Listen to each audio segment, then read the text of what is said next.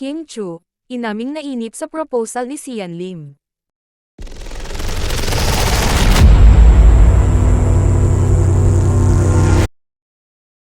Naging bukas si Kim Chu na magkwento tungkol sa nangyari sa kanila ng longtime boyfriend na si Sian Lim.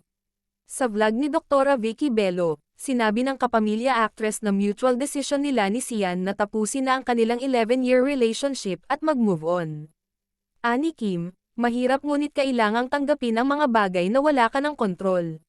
Binanggit kay Kim ng celebrity doctor ang madalas na tanong ng mga babae sa mga boyfriend nila, kung saan pupunta ang relasyon nila.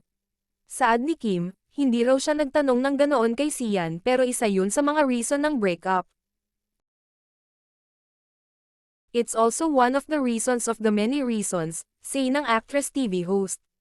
Hindi naman siya big factor pero syempre, as we grow old, syempre iisipin mo na rin yun, dagdag niya.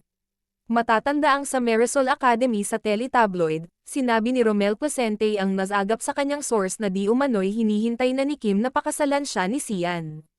Ang balita ko, may nakarating sa akin kasi, isang source na tagahanga rin nila, sabi daw ang isa daw sa reason kung bakit nakipag-break di umano itong si Kim, parang si Kim daw ang nakipag-break di umano ha. Hinihintay na niya na pakasalan na siya ni Sian Lim, chika ni Romel.